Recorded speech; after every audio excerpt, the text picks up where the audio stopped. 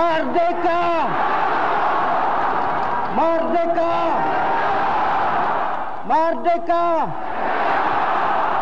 Merdeka! Merdeka! Merdeka!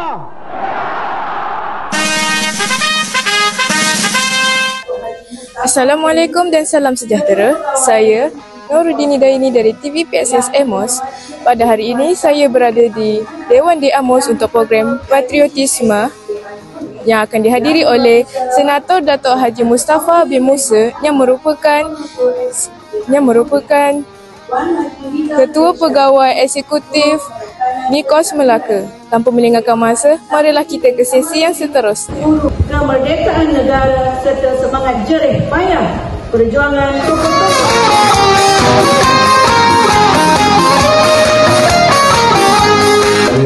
yang disebut di IDB bukan lihat berlawak, lihat berlawak itu salah satu kau penjara negara bola itu atau untuk mengubah cara saya supaya tidak menghormati dan menjerit. Tunggu sampai saya dikapankan. Orang mendengar ayat boleh.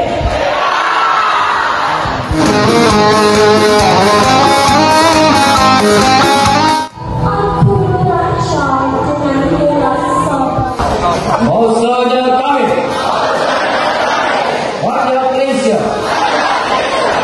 31 Ogos 1957, memerdekakan diri kami daripada penjajahan British.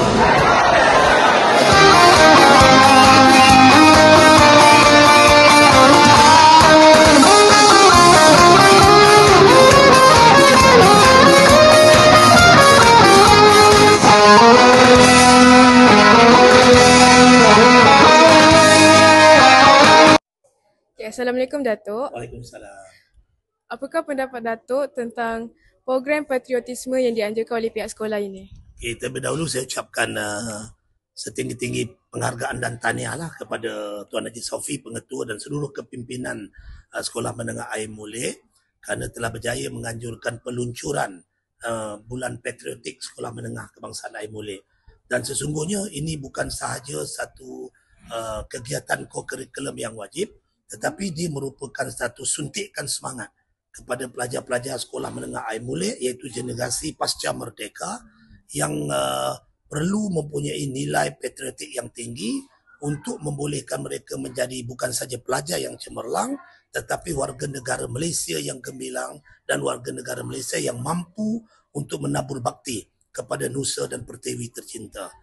Dan pada saya, kehadiran saya pada hari ini dapat menyaksikan betapa hebatnya anak-anak SMK Air Molek yang mempunyai jiwa kemerdekaan walaupun kita telah beratusan tahun kita dijajah, dan anak-anak yang ada depan saya tadi tak pernah pun berada dalam era penjajahan, tetapi mereka dapat menunjukkan komitmen, semangat dan kecintaan yang mendalam. Dan insyaAllah kalau jiwa inilah yang berkembang di bumi Sekolah Menengah Air Molek, nescaya satu hari nanti bukan sahaja pelajar-pelajar sekolah ini cemerlang, tetapi seluruh warga Sekolah Menengah Kebangsaan Air Molek ataupun AMOS akan mengukir nama di persada negara dalam bidang kecemerlangan, nilai patriotisme dan juga jiwa madani yang kental, padu dan unggul. Tahniah Sekolah Menengah Kebangsaan Air Molek atas peluncuran program yang sungguh bermakna dan bersejarah pada pagi ini.